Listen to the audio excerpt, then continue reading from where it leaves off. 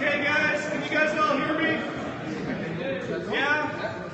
I'm a pretty quiet person. Okay, well, thank you so much for coming out.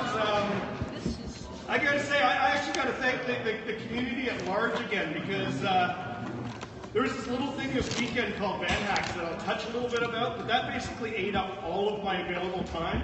And Monday hit, and I realized, oh my god, we have a meetup in like 4 days, and I got nothing planned, like absolutely nothing. So we put out the good word, you know, we're gonna have to cancel if not. And I got so many people saying they wanted to speak that I actually had to say no to about 4 or 5. And so I want to thank all of you for stepping up and just saying, you know, we'll do this. So first off, thank you, event base.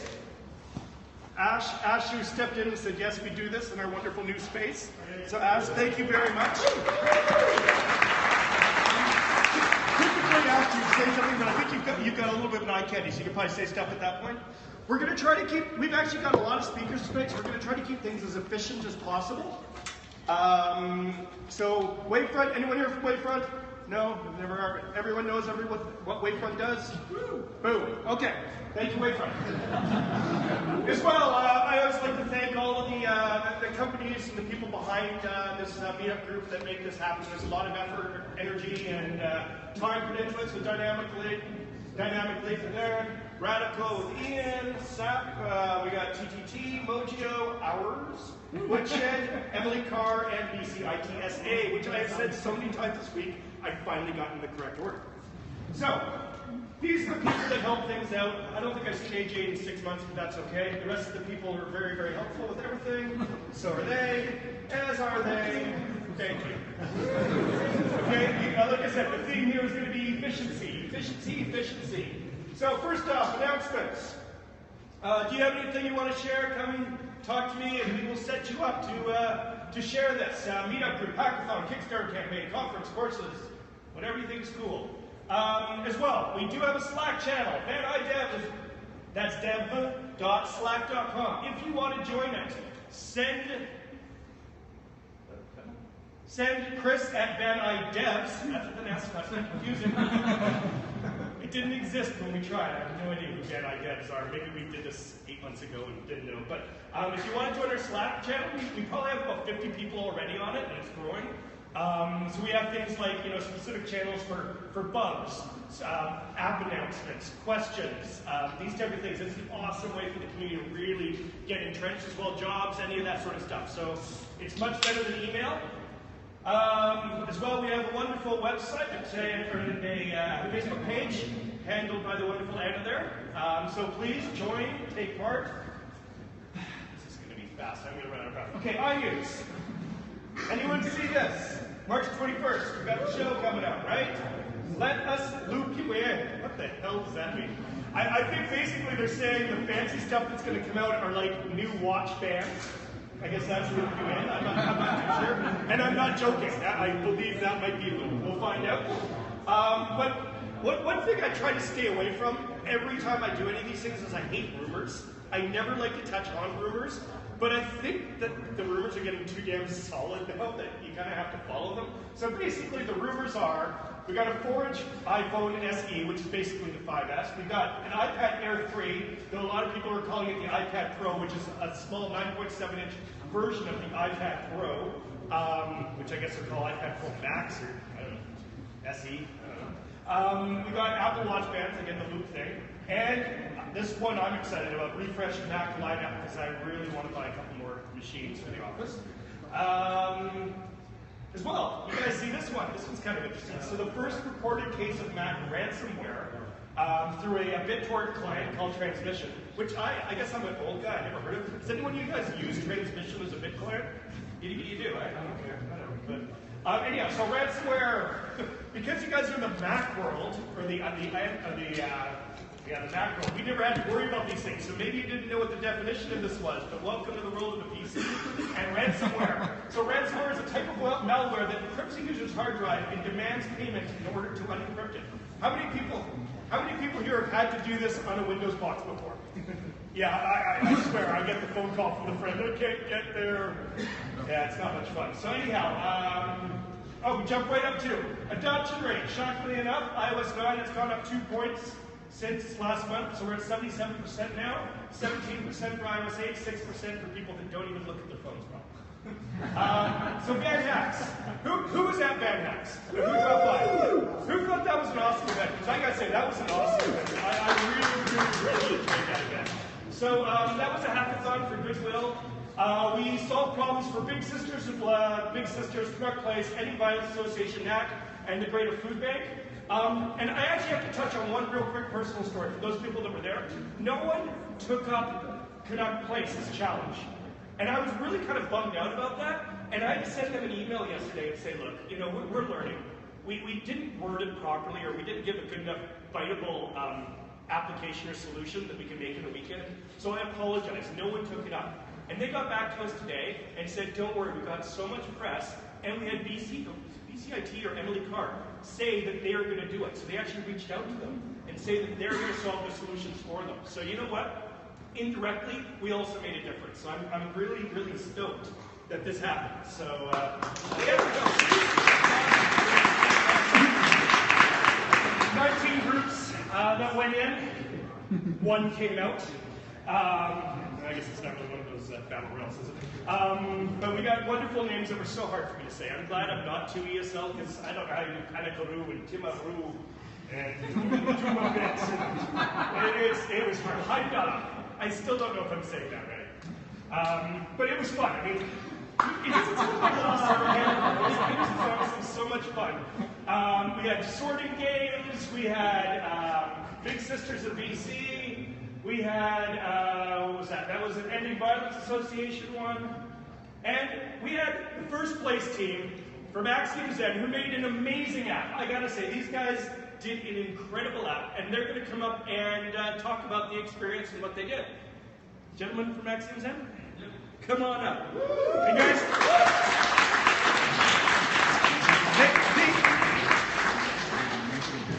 Huh? Yeah, they'll tell us. I don't want to take anyone's fire away. Oops, that's right. Anyhow, these guys honestly deserve the hand of applause you gave it to them, because I can't believe what they managed to do. Polished, beautiful, functional, in just a few hours, and then they pull out the Android version. That's all I'm going to say.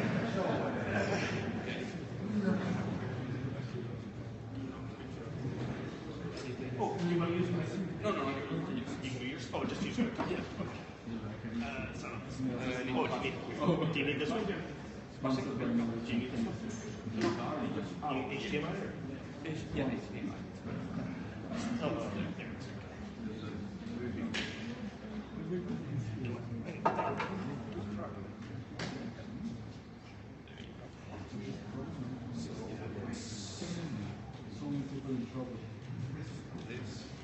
Okay. So here it is. So we built an end-to-end app for EVA, for the association, for the Ending Violence Association of BC, and we developed a really simple app for the iPhone. But we also developed the front-end part, the back-end, and also a small Android app. So if you open the app, you will just require to put your cell phone number, and after you put your cell phone number, you will get just a message. It's just like a regular two-factor authentication. So you get there and you get the code. You put the code, and after that you have a new user associated with your phone number. So we already have the phone number of the person that is actually using the app. That is super important, because if with this information we can send reports to our backend, and whoever logs into from the security company for the frontend can actually see what's the phone number of the person that's in distress in that moment. So they can actually call them directly if they see that that's important. And also they will we start sending the location of the person. So if you just click on the help button, we start sending information of the person immediately. So if we see this one, this is actually our user that's using the app right now, and we can see that we're sending information of that person. Also, since we know that it's super important that every second counts while you're having some problem, we also developed we also developed a widget, a today widget. Oh yeah, and we start sending images of what's happening at that moment. So we send the location, but we also send images. And if you go to your log phone and you just scroll down, you will see that we also built a today widget. That it's not there because you need to add it. Can you try to add it? Oh, anyways. Yeah, but we also have a today widget that it's not installed at this moment, but we'll need to install it. And in the today widget it's the same. You just press a button and it changes its state, and you can start reporting immediately. Besides that, we also have a knock feature that when you're using the phone, you can just knock 3 times on the phone, and it will send a report as well. And actually, Camilo will explain the technical part of how we build this in just a moment. But that's pretty much what we did. It's really simple. The iOS version is really simple. Well, and if you want to stop reporting, you also need to input your fingerprint, so only you can stop the report. And yeah, well, and that was Camilo sending the knock feature. And that was pretty much what we built. It was a really good experience. We were 5 developers, 3 iOS developers, 1 frontend, and 1 backend. We were super happy on participating and actually winning and trying to help the community as well. And also, you obviously have the profile when you can input more information of the person that's using the app. And that was it. So, hope you like it.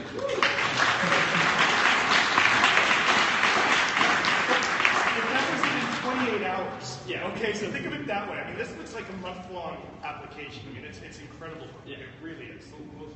Yep, no, please do. You got time. So besides that, since this was kind of the demo, a little more choppy right now because we practiced way more before. But we also, since we are in an iOS meetup, we wanted to discuss a couple of things on how we approach this problem. So I would like to talk a bit about how we manage to set responsibilities in the team for different team members. So this is a talk called, a talk called Setting Boundaries. And this is mainly like the approach that we took for the Banhacks hackathon. So I'm Francisco Diaz, I'm an iOS developer. I work currently at ActionSend. We have a Chilean office, and I work on the Chilean office. And in Chile, we also host the iOS Love meetup. That is basically what you guys are doing here, but way smaller. So the hackathon was 28 hours. We were 3 iOS developers. We were working in one project, so we wanted really to avoid merge conflicts. So how can we do that? So what we wanted to do first is try to minimize the duplication of code. So if one developer is working on one branch, another developer is working on another branch, they're not actually doing the same code because that's a complete waste of time. And we wanted to try to not step on each other's toe while we're developing, so we don't have as much merge conflicts as we could have. So one approach that we could have taken is try to do it by features. So we have like the big panic button that we just showed. We also have the today widget, and we have the node feature that we just talked about. So we could have said one iOS developer can take care of the big panic button, another iOS developer can take care of the today widget, another one of the node feature. So if we do that, one iOS developer, let's say I can take care of that. So what do I need to implement? I will need to implement the button itself.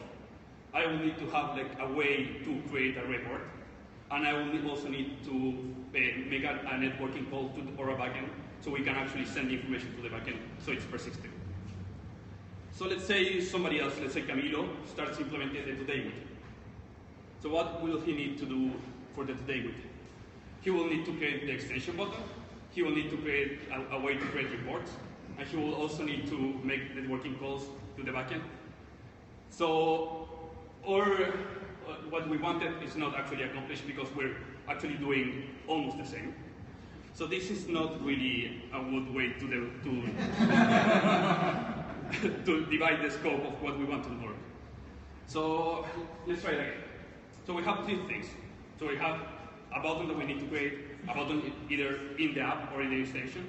We need another way to create reports in the app, and we also need to call the backend to save this information.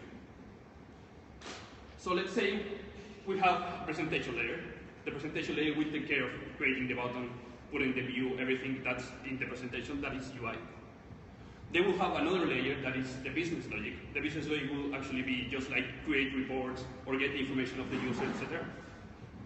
And we have another layer that is the backend connection that we will pass the information to the business logic when it's needed. So it's something like that, right? So we have the UI presentation that talks to the business logic. The business logic as well is to respond to the UI. For example, if the connection didn't work, the UI needs to show an alert, for example.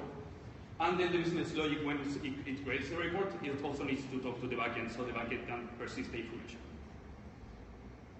So that works because we're separating concerns, that we're not duplicating as much code as before, but we still have dependency between the layers, because one layer needs to talk to the other one and the other one needs to respond, so it's very coupled. So how can we fix that? So one way is to add another layer, so another level of interaction. And how can we do that? We can do that using dependency inversion principle. So the dependency inversion principle is just like this. So instead of having the business logic talk directly to the backend, we put a boundary in the middle. So the business logic will actually talk to the boundary, and the backend layer will actually implement the boundary. So how does this look in code? So let's say you have a model data manager, and the model data manager is initialized with an API type. And that's it, right? So what's an API type? An API type is a protocol. It's not a struct or a class. So it's a protocol, and then you have a struct or a class or whatever you prefer that actually implements that protocol. So we can see it there, and this layer is just using a modifier or whatever we want to use. We can just use an SQL station or whatever. And this will only implement the protocol here and have a method that conforms to the protocol and do the networking call however they want. So the model data manager is initialized with that, and then we can have a convenience static initializer, so it can return the model data manager that actually creates the API and passes itself. And then we can also have the create report, so somebody from the outside can talk to this layer, and this layer talks to the networking layer. And the only thing that this does is do the networking call and then parse the response so it's usable from the top layer. So benefits of this is way more testable, it's completely decoupled, and one of the things that we have problems at in the hackathon, and this was very handy, is that we were 3 iOS developers and we had 1 backend guy. So we were moving super fast in iOS, and when we finished the networking layer, the backend endpoints were not ready yet. So instead of just waiting for the backend and putting a lot of pressure on the backend, on the person that's doing the backend, we can actually just fake a backend. So since we have the boundary, we can actually have the real networking layer on one side, but we can create a fake networking layer that can, for example, succeed all the time. So if we want to actually test and start playing with the app, start playing with the flow of the app, we can just make that every networking call succeed, and after that we can start making the real networking calls once the endpoint is ready. So how will this look in code? Like that. So we have a struct that's a fake API, and this fake API implements a protocol as well, and the protocol just creates a fake JSON dictionary and returns the fake JSON dictionary. And here we will pass all the JSON data that all other layers will need. So instead of actually using the real API client, we pass the fake API client, and everything besides that, all the other calls for whatever reason are exactly the same. So we don't need to change anything else, and once our real backend is working, we can just use the other layer. And that's pretty much it. Hope you like it. Woo!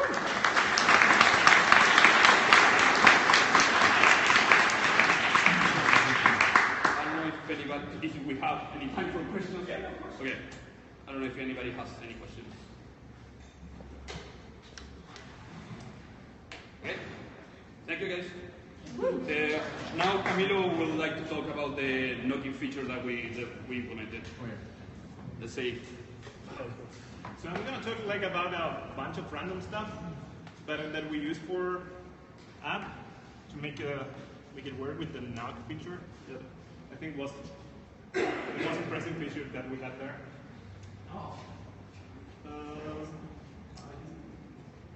Doesn't work.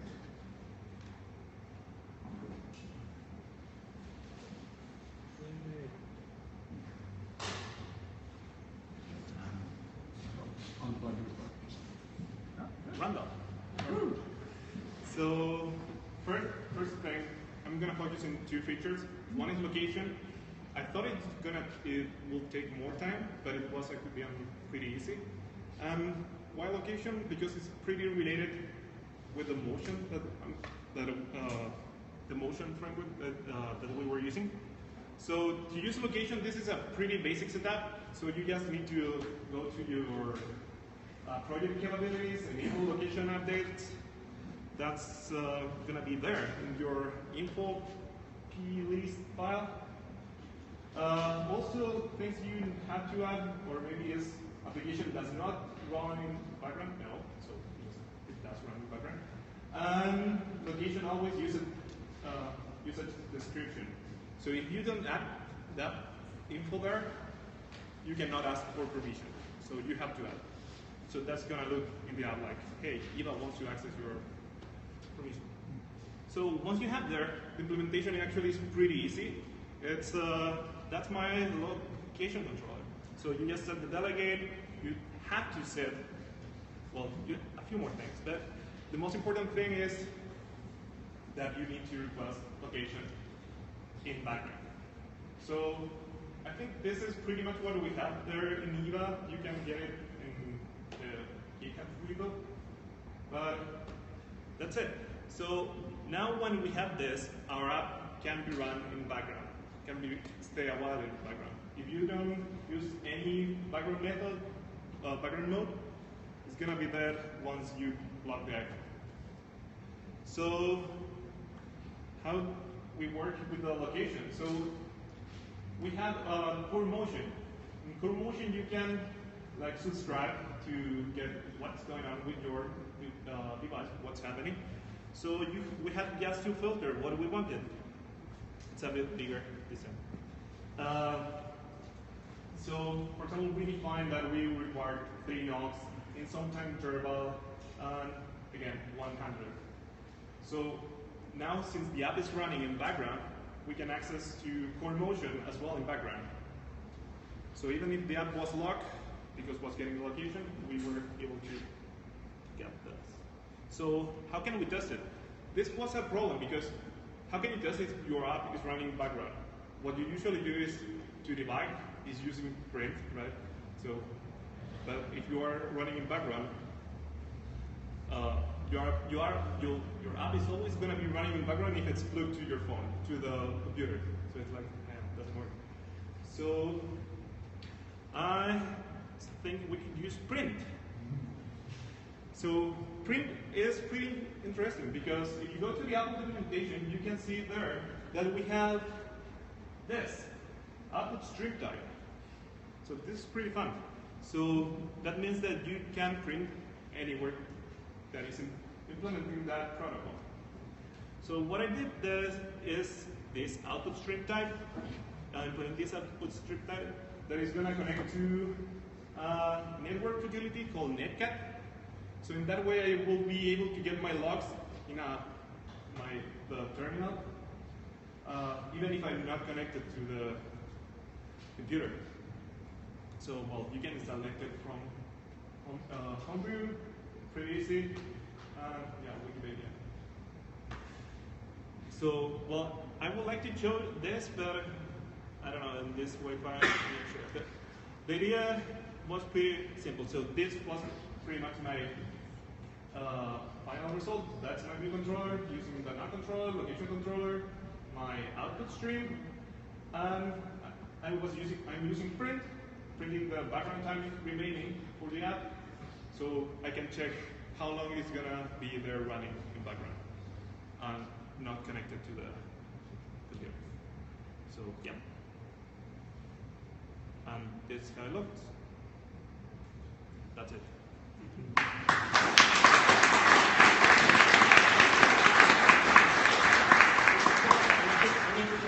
Just come here for a sec. So I got one important question, because they did win $1,250, and I'm assuming you just went and spent that on burgers, or? No, we actually donated the money to IVA. Which,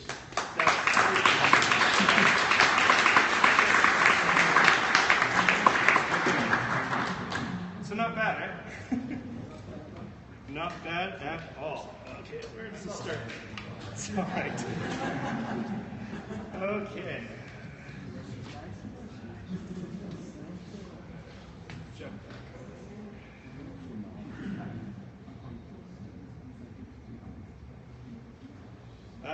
Okay, there we go. So second place went to team number 1 at TTT. They did an app for the what's it called, Bank for Food Bank, which was kind of cool because you could basically use a bar scanner of any food type, and then what it did was it cross-referenced the nutritional value of that food, and then cross-referenced what it was that the food bank was looking for, and then gave it a score, and then told you where to put it in the food bank. And it was more or less told you that. But it was a pretty polished app as well. These were pretty good. Differences, but anyhow, it's pretty polished. And then NAC, this team here, which is called NAC something or other, NAC Slack NAC. Okay, thank you. Oh, what took you guys so long? Okay, but anyhow, they got third place, and basically it's a well-presented iOS app with the ability for earners to collect badges and apply for tasks. So really what it is NAC is an organization that helps out the marginalized that are on the downtown east side. And what they do is they say, okay, you might not have a resume or the ability to get a job, but some companies might want to hire you as a dishwasher for the afternoon, see how it works out. But what they need to do is they need to prove that you've got basic skills, like you can talk to human beings, you can, you've done a dishwasher job or something like that. But of course you don't have a resume. So what they've done is they initiate kind of a badge system it's a badge system that kind of says, yeah, I took the test, you know, and so I'm qualified to do this now, so that people can come find these people and try to get them employment, which is a very admirable nonprofit. Anyhow, eye candy. Oh, we got someone else. Okay. Sorry, didn't get your name then. Nick from Event Basically Come Share. Just tap that. Okay, super. Yeah, so just a quick introduction of who we are. We're event-based. We do premium events, apps, and we have a number of clients, some of them pretty notable names, you know, clients like Microsoft, Airbnb, Amazon, Disney. And also we've done the official apps for the past 3 Olympics. But today our plan is to talk about some of the new stuff that we did for the South by Southwest Go app this year. So last year we had over 100,000 downloads of that app on iOS. And this year's app, you could go ahead and download it in the App Store right now. Check it out.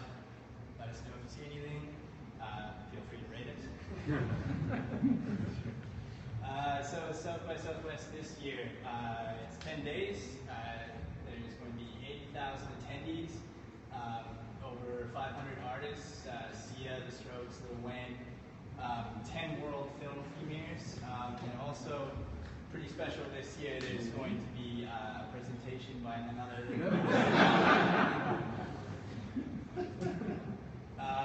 so one of the really cool things that we do with South by Southwest is it's the largest deployment of beacons worldwide. So last year we deployed over 1,000 beacons, and we're on track to do that again this year. And one of the interesting things that we can do with beacons is give sort of more context-aware, context-rich push notifications. So if someone was at an event, we can send them a push guiding them towards another event that they might be interested in. So yeah, just quickly, 3 features we worked on for the app this year was attendee matching. So we just want to help people find other people they should network with really quickly and easily. Around me, when you get into a new venue, you want to be able to see who the people are around you so you can strike up conversation a lot quicker. And then also you want to pack in and seeing as much stuff as possible. So session recommendations is something that we worked with South by Southwest to implement this year. So attendee matching is largely tag-based, so the attendees will tend to have a series of tags set up through the South by Southwest social, their account, and then we can recommend attendees that they might want to seek out based on tag matching. Another really cool feature based on beacons is that we can show them the venues that are around them with or without a Wi-Fi connection. So yeah, we're able to show them these are all the venues around you, and then also they can drill down into who are other people at those venues right now. And in the case of music shows that they're going to do at night, we'll just show them the current events at the venues that are nearby where the user is right then and there. And then the last thing I'll bring up feature-wise was we worked with South by Southwest on recommending sessions. So there's so much going on there, and there's only so much time that the attendees are there. So they really want to make sure that people can see as much content as they want to see. So recommendations worked based on favoriting, but also the South by Southwest was planning to do also based on where you went, so location-based as well.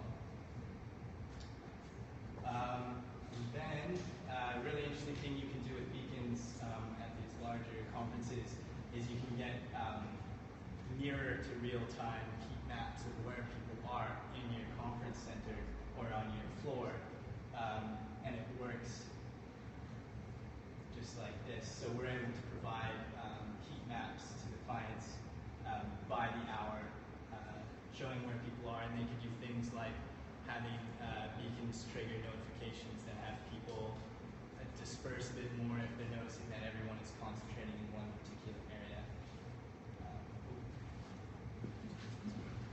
That's normal.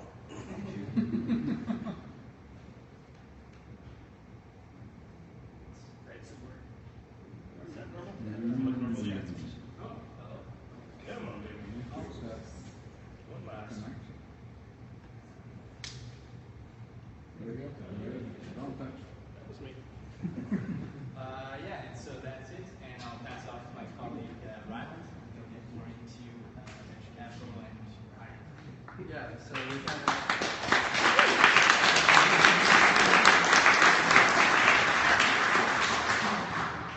that was way more the interesting stuff. But as you see here, we've got a pretty big, cool open space that we're working on right now, and this is sort of a forward picture, but definitely we're growing really fast, and that's what's really cool. And so we had an offer where we got 8 million, as it says in there, in funding back in late November, early December from Madrona.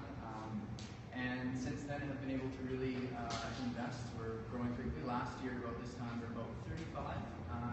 This time next year, we're going to be about 150. So that's pretty quick growth that we're going through right now. So here's just a quick overview of all the positions that we're hiring for. So if you know anybody that's interested, then send them our way. Obviously, Nick was just sharing a couple of really cool features that we're working on. But there's, I really like that, the heat map one. I think that's really cool. But there's a bunch more. So yeah, I didn't want to take up too much time, but just FYI.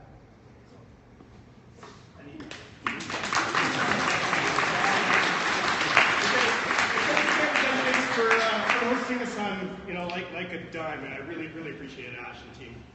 Okay, what do we got now? I've been practicing this name. Thiago? Yes. Did I say that right? Yeah, you did say that anyhow. Okay, Thiago Heitley? Yes. Thiago, do your stuff. Yes, the stuff on top. Yeah, first of all, thank you, Chris. Thank you, Ian, for having this presentation today. So my name is Thiago Heitley. I'm a backend mechanical engineering. I'm just switching to iOS. really recently. I just finished Live House the August bootcamp, which was great. And so moving forward, I thought like that's my goal for the next steps. I want to continue coding. I always had that voice coding. So, and continue learning and contributing to the society with what I just learned. So that I present today, it was for my final project there. And that's the problem. So there are something really interesting just happened nearby, but I missed that. And with my phone, I like to easily watch what happened, but by just clicking on the map on my phone. So that's the problem, and the solution was we did like a 2 weeks development there. The app was written in Swift, and we used the foundation, mapkit, core location to parse, and push notifications to parse. So I don't have a live demo, but I just make a quick movie to show to present to you. Let's see if it works.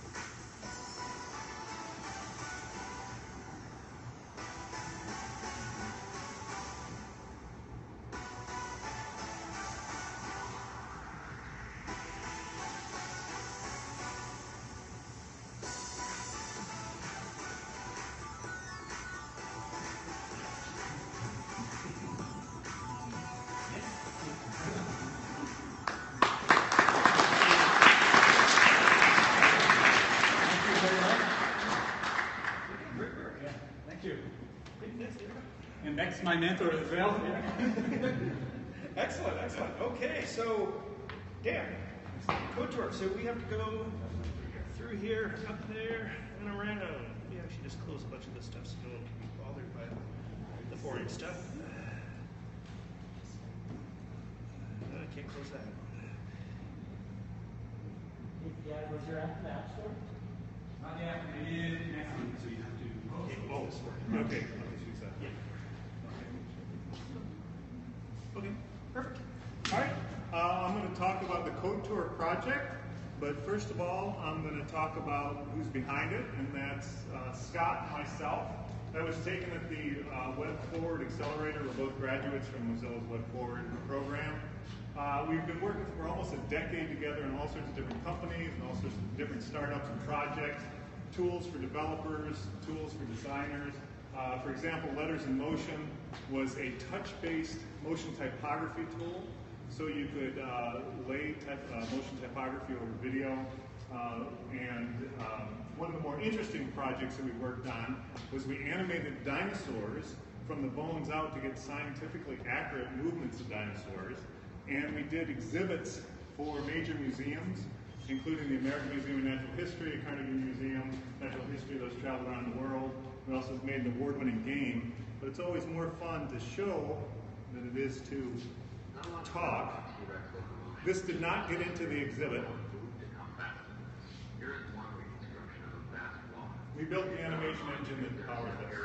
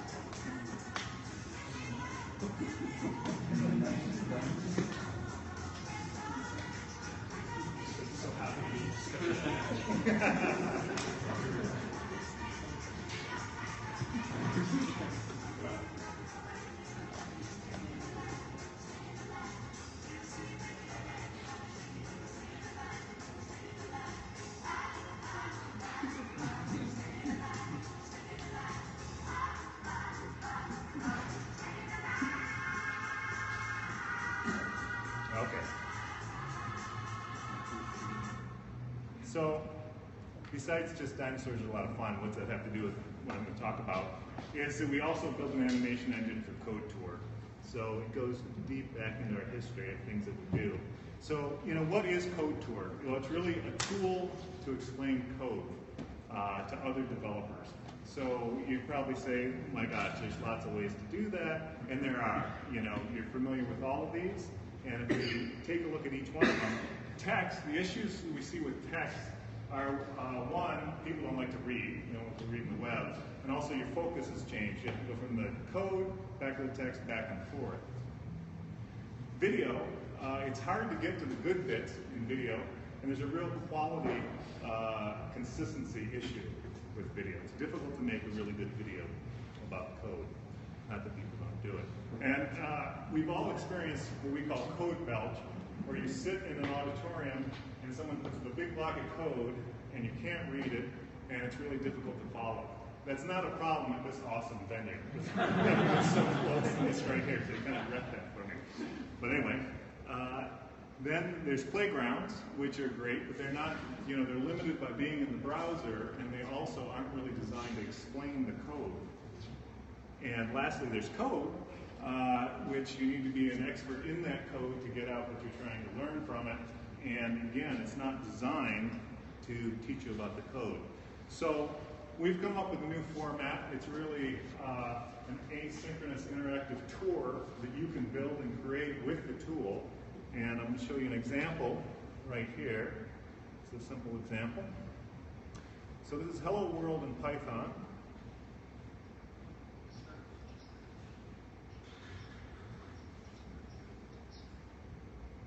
As you can see, we replaced text with audio that's laid over it. And as you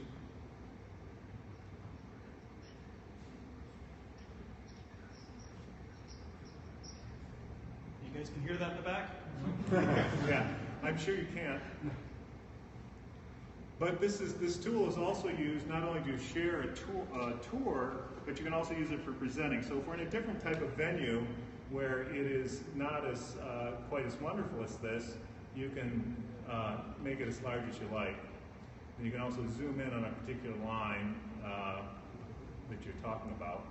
And we'll just continue on here. And since you really can't hear this also talk, you can tell always where you are in the navigation with the progress bars and the different bars that go along with each line of code. And then it just completes it. So that's a complete code tour on Hello World. And then the question becomes, okay, so how do you create one of these? So how you create a code tour is you download the editor onto your, that can be iOS or Windows or whatever.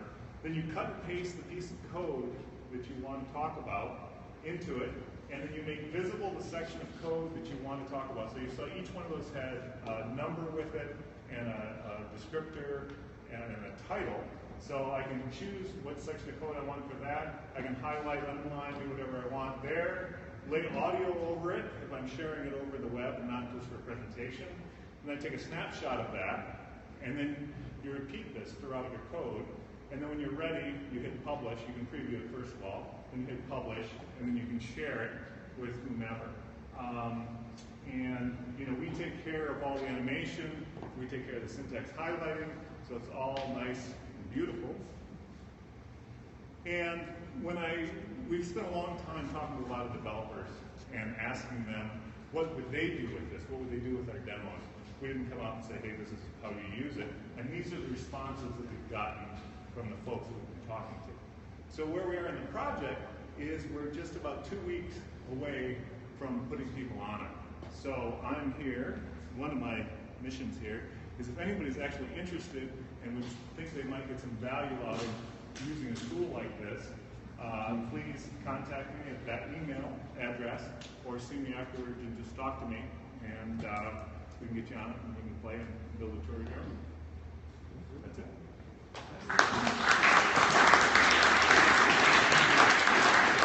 Any questions right there? Are you conscious like us labs go forward? No? Yes. No, I'm thinking the same thing. You should be. Yes, I'd like to be. Okay. Excellent. Great. Perfect. Mission accomplished. Oh, that's going to time too. Sorry. All good. All good. That was great. Okay, we're doing well. We're on fire. Fuego is this. Okay.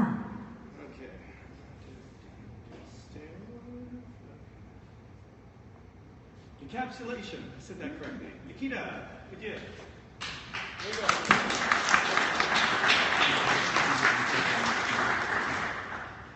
Hello, everybody. Well, my name is Nikita, that's me in Banana Seeds. I was featured recently on Lighthouse Labs as a teacher. Of course, it's the same teacher. So let me give you a small background about myself so that you don't think that somebody unknown is with this talking here. You don't need to think about that, you need to know that somebody unknown is talking here. But anyways, I'm a former dev shop founder, DoorDash Studio. We closed around half a year ago. I just got tired of 12 hours a day work as a client manager. I want to do actual programming. I did more than 4 years of Active-Sync now Swift. Not 4 years of Swift because it came out 2 years ago, right? I managed a company of around 30 people. That was DoorDash Studio. Pretty experienced in getting things done with iOS, web, and Android because I managed web, Android, and iOS teams, obviously. We launched more than 25 applications to the App Store and Play Market, and none of them were successful. So I pretty much know what not to do in order not to fail. I don't know how to succeed though, never tried it. So let me talk about encapsulation. And I'm going to show you two very simple rules. I'm pretty sure everybody is familiar with that. First one is called dry. Don't repeat yourself. Like in this particular code example, you have three labels. IP outlets, everybody's familiar with that. We are iOS dev community here, right? And we're trying to clear all the labels. We can do that by just going through each label and clearing it. But I would say that there is a better approach to do that. If you repeat your code, it means that you're doing something wrong, guys. And I was so disappointed by the amount of developers who just don't know about dry and keys. And those are super basic things, you all know that. I'll come to much more complex things later on. But I was seriously disappointed. So guys, know about dry and keys. So don't repeat yourself. And second one is keys. Keep it simple, silly. Sometimes refer to stupid. I usually say stupid because I'm Russian. But anyways, it's funny how you can just finish any sentence with because I'm Russian. Anyways, we can just keep it simple. For example, we can use something super advanced, not super advanced, just functional programming. You can use map to iterate over array. So every item text will equal to string. So we just basically doing the same thing, but in a more complex way. Juniors, believe me, will never understand that. And if you're working with juniors, sorry for delays. Alright, if you're working with juniors, just use simple code. Why not? You're saving an extra line of code, you're not even saving a line of code, but you're making it a little bit more clear for them and for other people who read your code.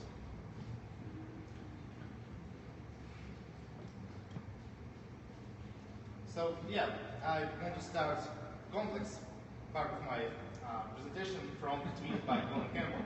iOS architecture where MPC stands for Massive View Controller. Everybody who has ever read Apple documentation knew that. And by the way, I'm talking a lot about tech because last half a year I've been doing purely programming and I'm so in love in it. I didn't do any client's job or management like itself after I closed my studio. But anyways, so yeah. Here's an actual example from the recent Apple documentation. It's an example of how to use UI table view controllers. And I would say, Apple, for real, like this, I wouldn't refer to that as a good code. Because first of all, we get all of our properties of the cell set up in the cell for row index path. Sometimes Apple extracts that method those lines of code to a separate method called configure, but they still keep it in view controller.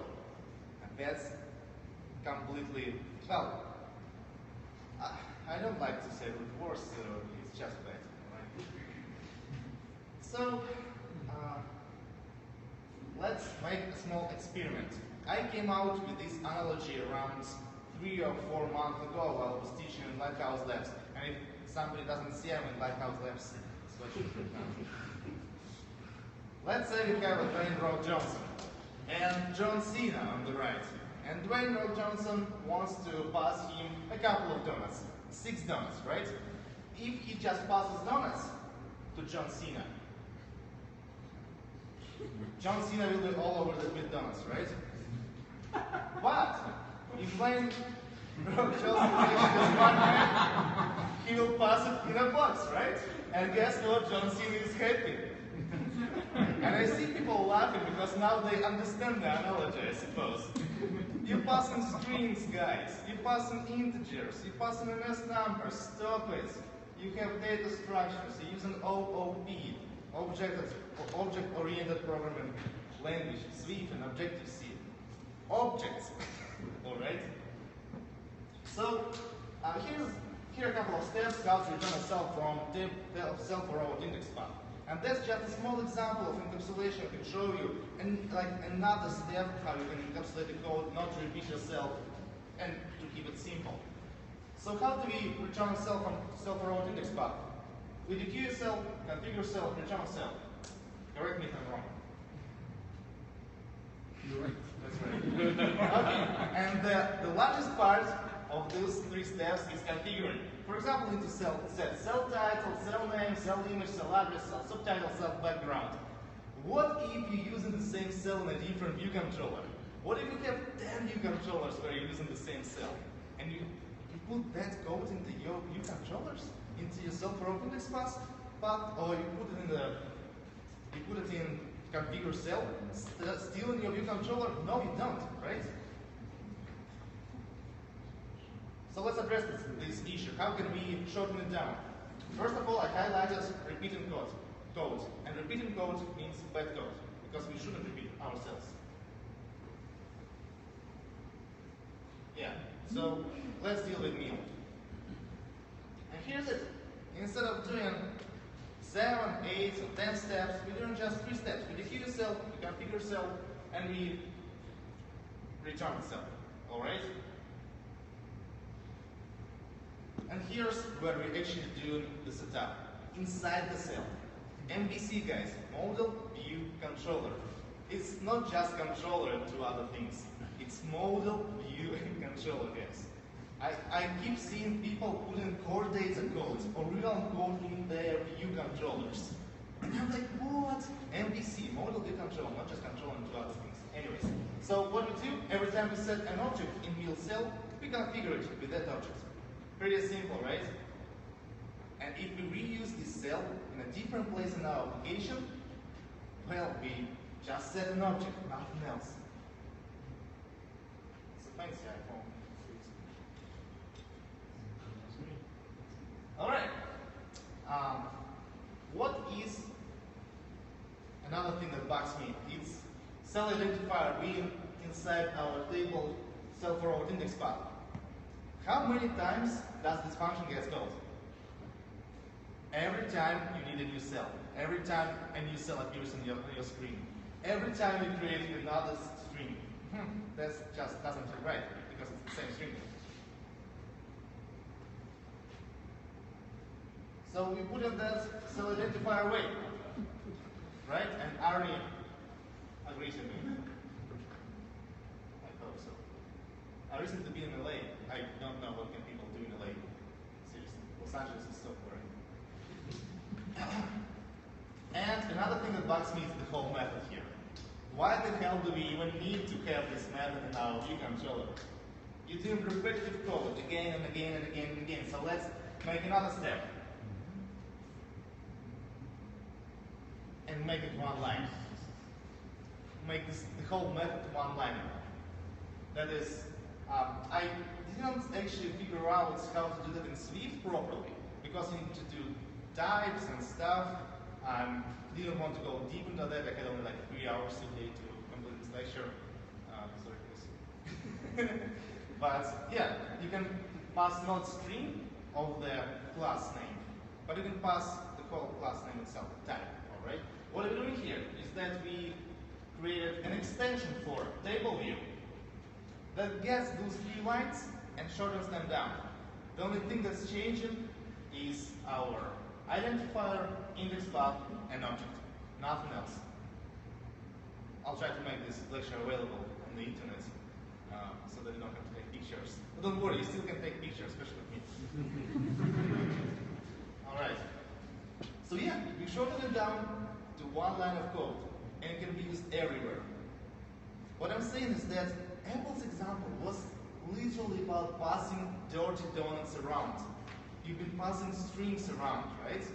You've been passing integers around, images around. What I'm saying, collect that data into that data structure. Now, in our case, it's meal object, and pass meal object, all right? What if you're using storyboard segues?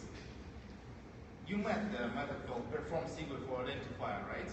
Perform segue with identifier. And sometimes it's painful to get the object because you need to get cell, index path for that cell, and so on. But guess what?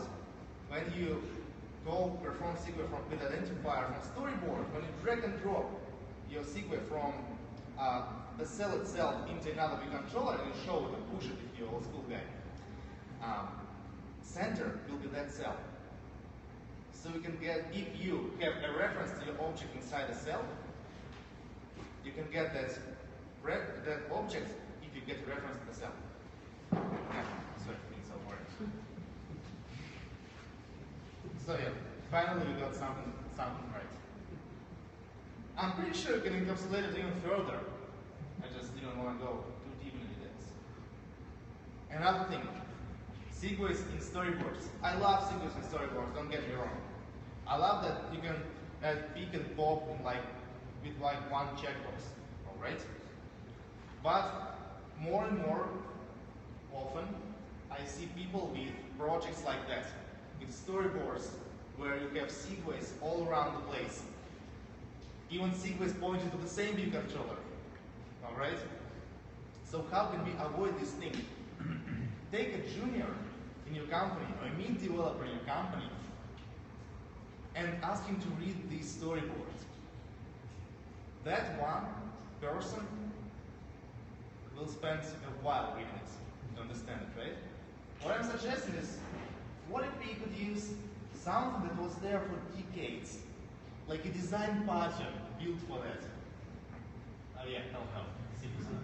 Go away, traitor. Router. And guess what? Recently I read about singletons. I love singletons. And I still love singletons. But recently I read a couple of design patterns that allow us not to use singletons. And my mind was like, blown. So here's the router concept. You create a router, an object, with an instance of self, a controller. So a router has a reference to a controller. And then the only thing you need to do is to show another view controller. And this code is written with the assumption that all the view controllers in our storyboards have the same identifiers as their class names. Easy. Right? We can access the storyboard, we can access any view controller from the storyboards, and here's how we can use this router.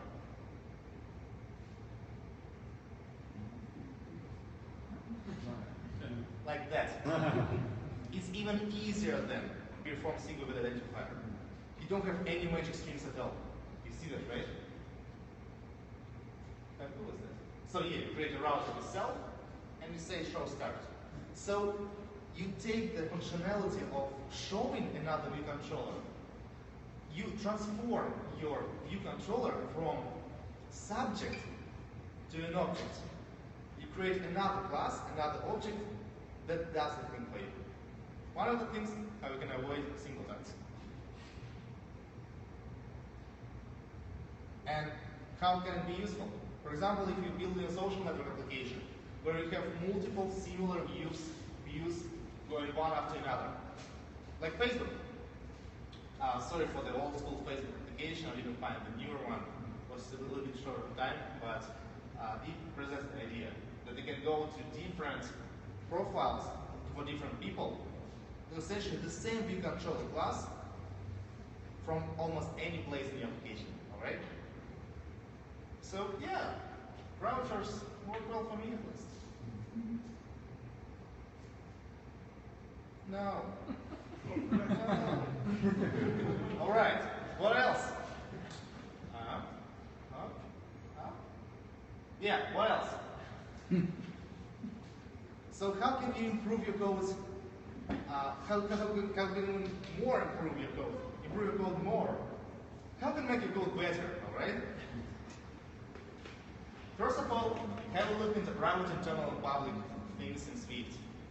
All of your variables and all of your functions can be private, public, and internal. I think it's a new feature in Swift, right? It came out in half a year. People were constantly demanding them to put scopes into functions and variables and finally enable teams.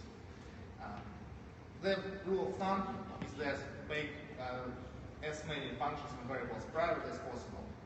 You need to make journals and public functions only for things that you will be using outside of the class. One of the main rules of encapsulation. Yeah, you can create custom UI views to handle view functions. Remember, MVC, model view controller. It's not model view and something else. It's model view, model controller and something else. It's model view controller. All three parts need to do their parts. Right? You can have a look at the MVVM and MVC VM. MVVM and MVC VM are great partners for small applications. Sometimes they work out really well. And you can have a look at the Rectifier code. All right? One of the other things that you can improve. And yeah, here's my contact information. If you'd like to contact me, and I always finish my presentations with the most random picture on the internet I can find. This time we have Bill Gates in a UFO chasing Patrick on a pigeon cat with a rainbow. Something like that. Okay? Yeah, and by the way, what I'm doing right now I'm consulting startups. We launched more than 25 applications on the App Store and Play market. None of them are successful. We consulted startups about how not to do stuff. Which means that if they're doing something wrong, for me it will be super obvious. I will just come there and tell, guys, you're doing something wrong. Let me fix it. One of my friends called me troubleshooter for that. And I like that word. So yeah, I can come and troubleshoot anything you want. Except for, like, I don't know, broken pipes in your washroom. I can't troubleshoot that. But anyways, yeah, you can contact me on Telegram, phone, and at Any questions about encapsulation? No? Yeah. Thank you.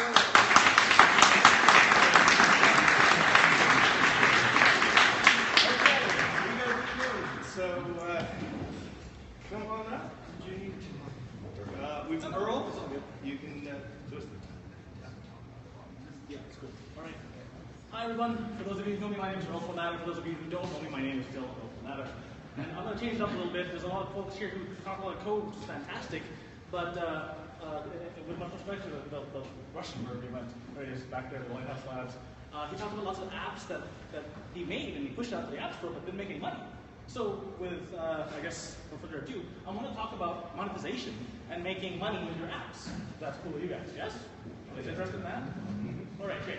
So I'm going to blast through this because they said make this fast. So I'm going to make money with apps. So they said 15 minutes. I'm going to cut that even down even faster. So everyone's favorite radio station, W2IFM. What's in it for me? Right? Because everyone wants to know how to make money with apps. So we're going to cover that real quick. And so why the hell are you listening to me? I'm actually the marketing guy. I was a programmer who was dragged kicking and screaming into the marketing realm. So I used to work for SAP many years ago. We did the tech support for NASA and the Pentagon. It was wonderful, but really stressful. So I got dragged kicking and screaming into marketing. Turns out I'm a better marketer than I was a programmer, so that's good. 50 million bucks in sales, 5 million bucks in apps in the last 2 years. So I learned a thing or three, screwing up lots and making money along the way. So that's why who the heck is this guy and what we should talk about. So first things first is paid downloads and in-app purchases. Who here, just I guess your guilty conscience, who here plays a Supercell game and has paid money for them? Yeah, I started. Anyone try that new one yet? The Clash Royale? I've already paid those bastards $60. So anyway, it works really well, right? So the modality of paid downloads is completely gone now, and it's all just in-app purchases. That's what people are making money these days. But this is what everybody talks about, right? This is the boring stuff. This is level 1. This is the stuff that everybody already knows. Okay? Everyone's already seen the Candy Crush structure, how it makes money, blah, blah, blah, blah, blah. Wonderful. Okay, so why don't we talk about something a little bit different? Okay, what about we talk about in-app purchase timing? What about we talk psychological factors? Okay, things that make people want to buy stuff from you, you guys can steal from the casino industry. Anyone here ever seen a slot machine? Anyone ever tried one? You ever realize that it plays 3.5 seconds of 4 seconds of music? And it drives you absolutely batshit crazy. It's like, I must hear the rest of this song, and you keep chucking quarters at it because your subconscious wants to hear more. Okay? So there are little things that can trigger things that can make people want to buy more from you. And this is why I test all this stuff. But I want to go a little deeper, and I want to talk about making real money with this. So I'm going to skip all this part, because everybody here, I mean, I saw the level of people speaking. You guys know all this stuff already. Premium stuff, how to make money with ads, how to make money with this stuff. So why don't we go a little deeper and talk about just leveling up and going that next level. So I want to talk about how money is made in an app, but I want to also explain about how money is made in business. Is that okay with you guys? Yes? I see some nods. So I want to talk about what an asset is. I know this is weird. What the hell is this guy talking about assets in dev talk? But this makes money. And everyone wants to make money with their app. An asset is something that which you own. Okay? That's what the banks tell you. But unfortunately, your house is not your asset. Whose asset is it? The banks, right? So we had to change the definition of what an asset is. An asset is something that puts money in your pocket. Everyone agree with that? Yeah? Okay. An asset is something that can be leveraged. It can be in more places than one. Okay? And I'm going to get to this in a second here. And this is how you make money with lots of apps here. We talk about integration of business. Who here uses the payment gateway in their app? Yeah? Who here gets a refund from the payment company for using their payment gateway? Nobody? Come talk to me afterwards. I'll show you how to do it. Okay, so what I do is, for example, there's people out there who make like an app for a sandwich store, right? And you try to sell them this app for like $5 grand, because that's what it costs to build this app, and that's what you want to sell it out for. Instead of selling it for $5,000, what if you gave it away for free, integrated with the back end, and took that back end and made money every single time someone bought a sandwich?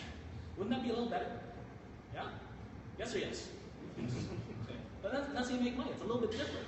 So had the company that brought me on board, the company I used to work with made the Starbucks app, right? Unfortunately, they hired me about a month too late, because by the time they had it rolled out the door, I couldn't put the integration in for that. And the hilarious thing is the Starbucks app makes like what, $5 million in transactions a week. I don't see their server, right? So yeah. Can I just stop? Can I ask you a question? I have had 7 companies say they made the Starbucks app. Which company is that? The company that made it, unfortunately, I try not to say bad things about them, but it's Jiffy Software. Yeah, okay. And the hilarious thing is the proof that I have is that Starbucks sued them for saying that over and over again, because they actually did it under an NDA under a white. So anyway. So just interested, no. Don't report that. Yeah. The lawyer's already mad at them. So I don't work for them anymore, that's fine. So I want to talk about the processing stuff, right? So making that processor is really important. And I want to talk about different ways to make money with that processing, the processing engine in the back. So let's talk about this. That's a symbol for drugs, because I have been just recently asked to make an app for the marijuana market. Okay? And funny enough. So what does that app do? Guess what? It's like every single other point of sale system. The only differential is that we integrated with a processor that's in Europe.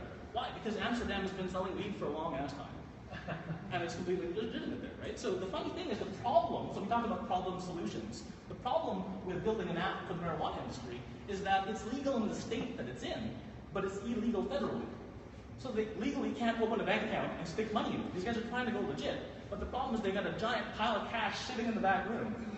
And I kid you not, they pay their employees with a paper brown bag full of money. And because they can't open a checking account, they're not allowed.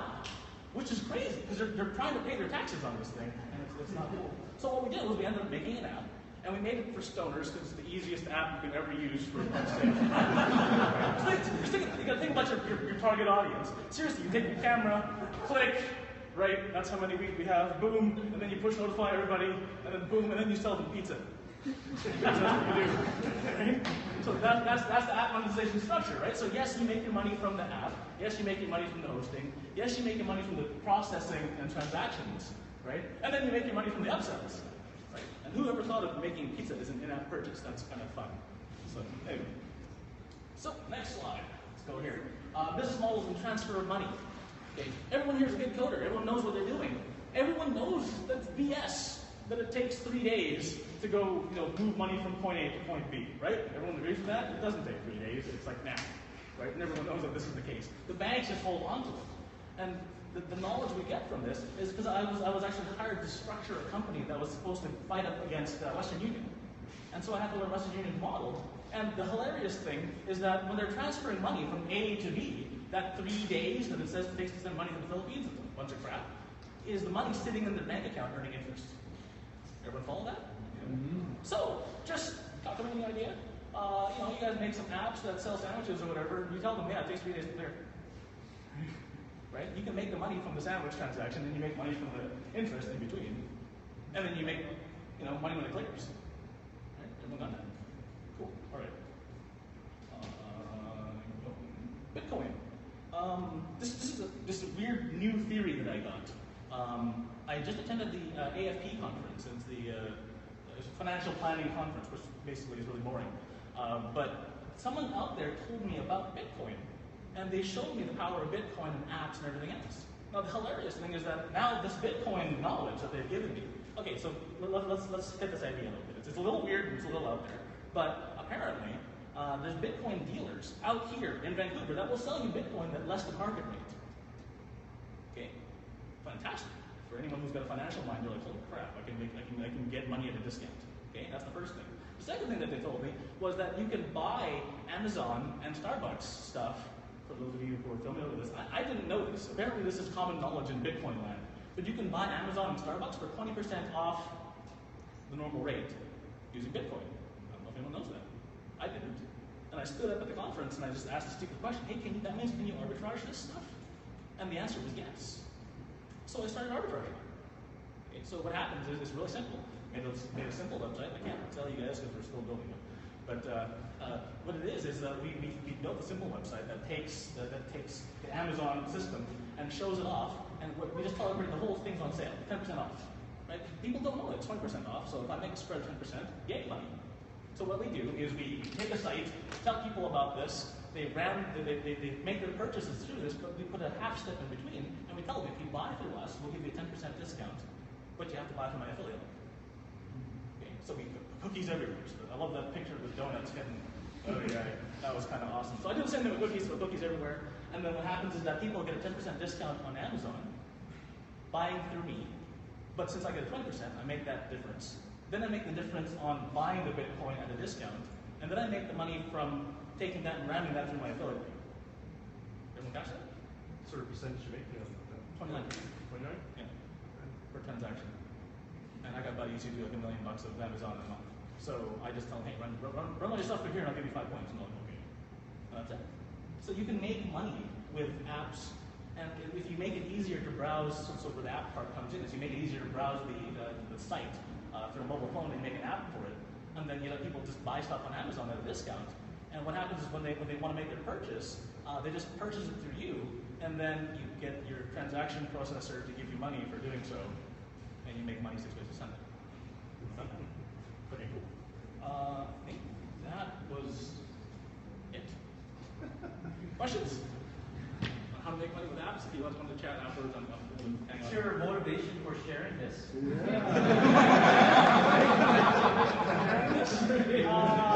Chris sent an email, said, I need a speaker, and I said, sure, what the hell? So if anybody's interested, I'll hook you up with my buddy Joe. He's the guy who figured out the crazy way to pull money through international structures. And because if you guys do that, my volume goes up and I get a discount on his stuff. So there's my hidden motivations. If more people use it, I get a volume discount, give you payday. So that's it. If anybody wants my contact information, I think I got it right here. Come on, slide. It's been working all the way up until now. There we go. Excellent. There you go. One more question. Oh, yeah, question. What do you think is the motivation of Amazon giving a 25% off for Bitcoin purchasers? There isn't a motivation for Amazon. So the reason for that is because if you use Mechanical Turk, let's pretend that I work in, I'm in some country that works Mechanical Turk a lot, right? And I want money. Okay. Well, I get paid an Amazon credit. The hell am I supposed to do with Amazon credit? I can't buy a lawnmower and feed my family. It doesn't work. Right? So what happens is I'm happy to sell that Amazon credit at a discount for Bitcoin, and then I convert the Bitcoin to cash right away, and then I can use that to buy food. Right? So that's why they do it. So Amazon actually doesn't want to do it, but the Mechanical Turk guys can't get rid of it any other way. So It's probably cheaper on the clearance too, right? It's credit card charge. oh, totally. Yeah, there'd be a bunch of upside on that too, and it's also more secure. Yeah. And it's well, because of the Bitcoin, it's a single way, non-reversible transaction. So you can't, do it and yank it and screw the PayPal guy. Right? So that's a question over there. Someone else? Yeah. So, I was just, one of my first businesses was Bitcoin trading machines. So we basically created software for trading Bitcoins when I was still in dormitory in DC. But anyway, so I attached the market, and most of the time when I get discounts in Bitcoins, it means that something went through the legal scheme. Like, stolen Starbucks cards, and they usually being sold for discounts in Bitcoins. So be careful with that. I'm not saying anything. Don't buy your Bitcoins or your Starbucks or your Amazon crap on the black market. There is one, just don't use it. So, Excellent. Right. Okay, Earl. Thank you so much.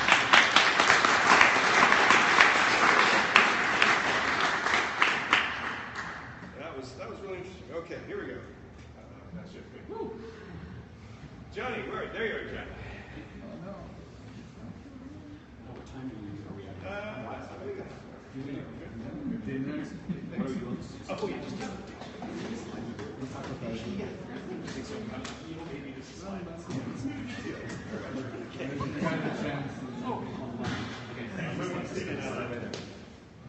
So, I'm Johnny Herman. I'm going to try and talk to you about Agile in a little less than half an hour. I basically want to leave you guys with some practical tips because there's a whole lot of theory out there. So, my background quickly, I have been coding since I was a child. Was a software engineer for many years. About 10 years I was doing lean agile type leadership, management, coaching, transformation. And most recently I got back to iOS at Lighthouse Labs. Actually, he was one of my mentors. I see some other people here from Lighthouse Labs. And this is a workshop that I run for them. We're not going to do the workshop, I'm just going to kind of use some of the slides to kind of go through some of the points. Let's get to it. A quick poll.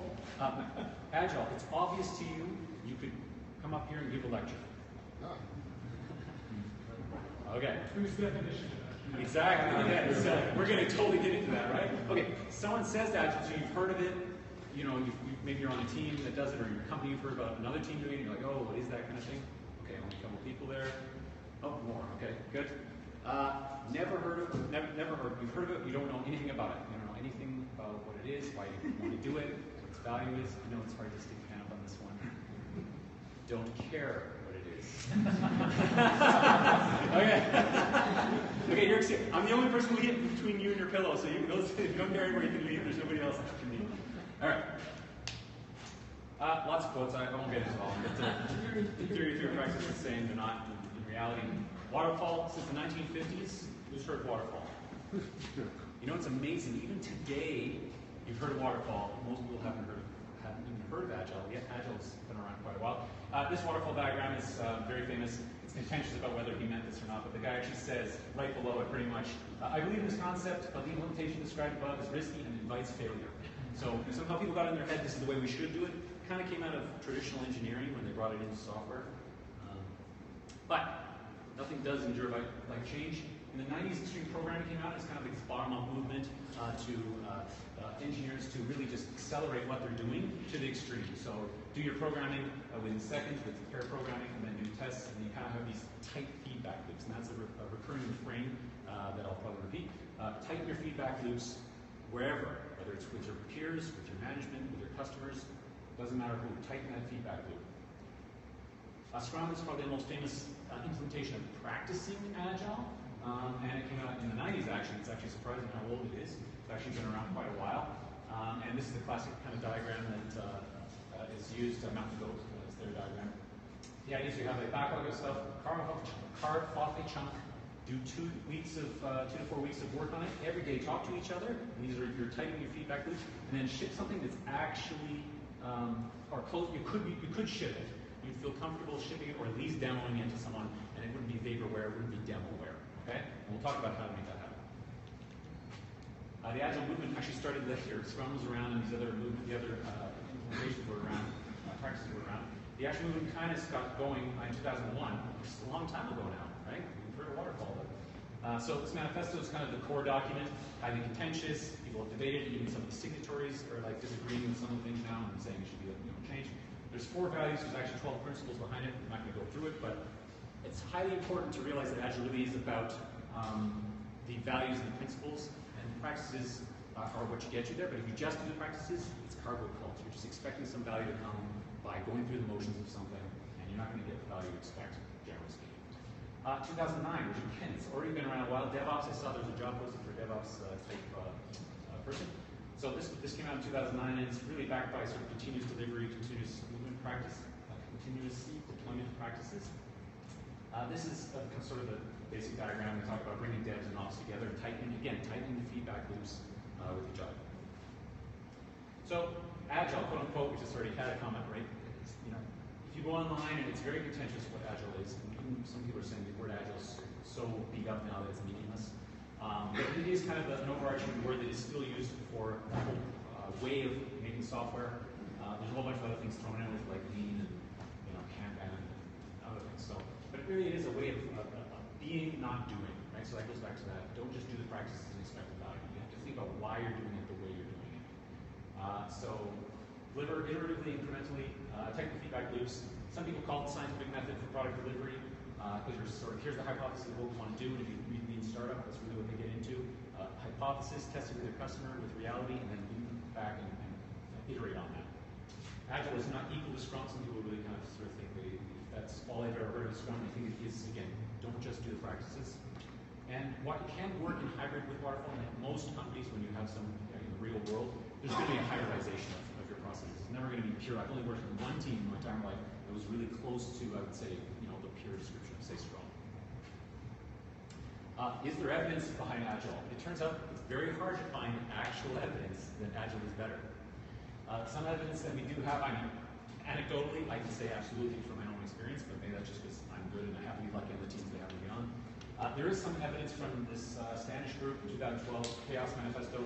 Put a big question mark there because it is highly questionable, but contentious. Their method was questioned. But the thing to take away from this is that it used to be horrendous. It used to have like only 14% of projects would be considered a success in waterfall, and 29 were outright, they didn't get anything really done, they had to cancel them. 57% were still kind of, some of the stuff got delivered, but as a successful project. Agile, however, look, is still more than 50%. Still failed, right? And depends how you define failure, right? And that's where you get into details. But the key takeaway is that it's even in the parts where it does succeed, it's about 3 times better than the waterfall success rate. So you can take that for what it's worth. There's not a lot of data out there. I know, so I won't get into that. You can try and look for it. It's hard to find. Since we're talking about empirical evidence-based things, right? It's hard to justify Agile itself. Applicable to creative complex domains. It's adapted to changing customer market needs. There's very few markets left now where things just, you don't have to react. you're building a road and you've got a big union, you're working in government. I imagine there are still situations where you don't have to react, but you can use this basically anywhere you have to adapt. It's very transparent, can create accountability. It's empirical, so it's based on actually seeing evidence, whether it be actual metrics or seeing working software as you go, as opposed to just sort of planning way up front or dictating what's going to happen and then just going to the contract and saying, okay, you didn't do what we said. It's reasonably predictable, which may surprise people, but even complex adaptive systems can be predicted. It's got to do with statistical distribution and whatnot. Incremental results can help with contracts, especially if you're trying to do incremental funding in contracts. You can build contracts out that way. Did I skip one there? That works. More benefits. Minimize waste. It's risk management. You can use it beyond software. There's something called Wikispeed. If you've heard of that, there's a modular car where they're actually trying to build different parts of the car incrementally. So they're actually explicitly using it in the lead startup method. Is there a question? No plan survives first contact in the enemy. So what traditionally happens is waterfall is very much about plan up front. You may do that for 3 months. You may then do design for 3 months and get into implementation for another 3 months, and eventually get out 2 years later, you might come out with software. There are situations where that is desirable and you want to do that. If you're going to Mars, definitely you want to deal with more rigor and more upfront design.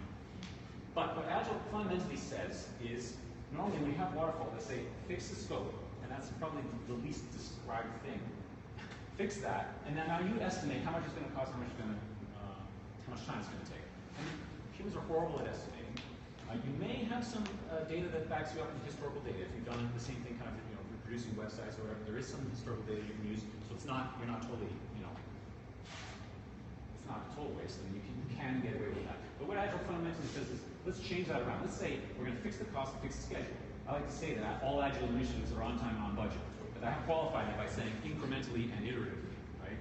So, and we'll get into more of that. But the idea is fix your cost in time box and budget box. So have a certain set of team, have a certain amount of time, and say, ask the team, well, what do you think you can get done in this period of time? And initially, they won't necessarily have a good idea about that. But if you're doing it empirically, try it a few sprints in a row or a few chunks in a row, and you can start to get into a trend out of it. Generally speaking, it can be tough. Some people take longer, but that's fine.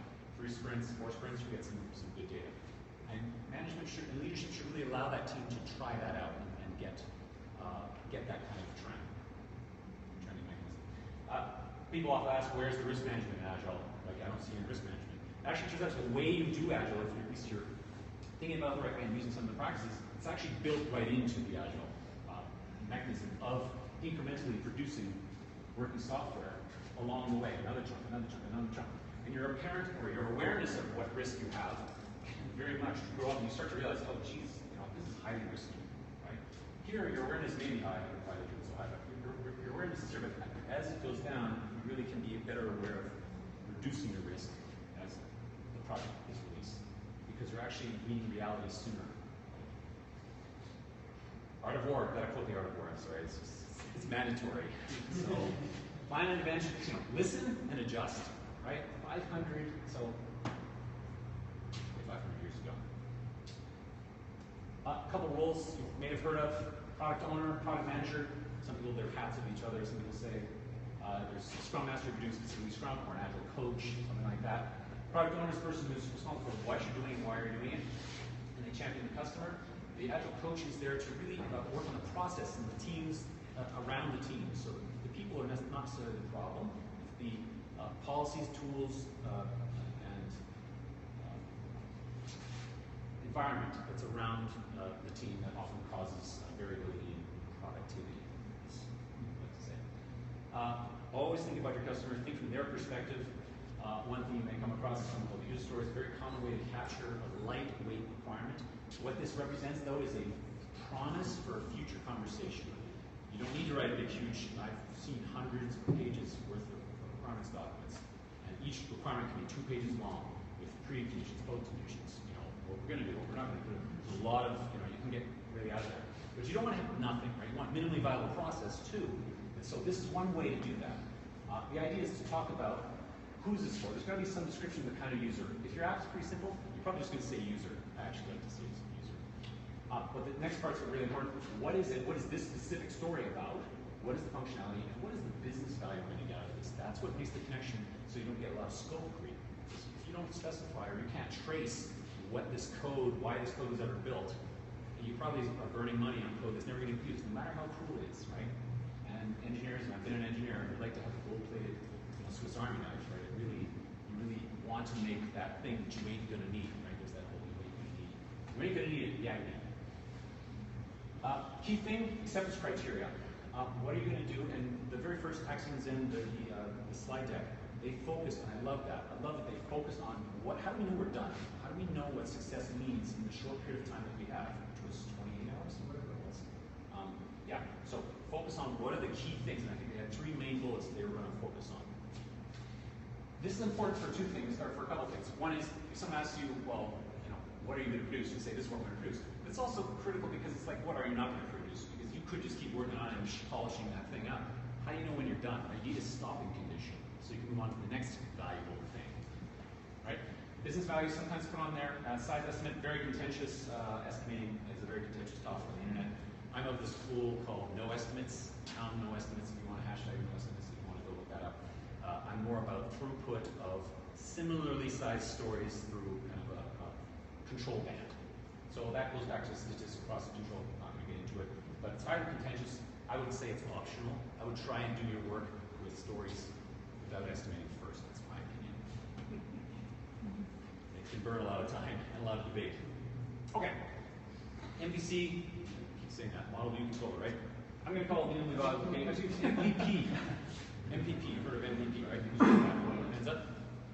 Model view, minimally viable product, right? Okay. So this is a diagram I want you to take away from this, okay? I'll talk more about it, but if you just keep this in your mind, you're going to get the points that I want to make out of it. Okay, so there are different ways to slice your scope. We were talking about before, well, how do I know, how do I build that product backlog of stories, right? Well, you can make multi-layered cake that's chocolate covered, chocolate dusted, multi-layered, and got polka dots on it. And that is the vision. Often customer and sales group will write the huge contract and say, this is the vision they have. Now, you may not have that vision. You may have that vision. You may be overconfident. But don't write into the contract exactly like that. You have everything, right?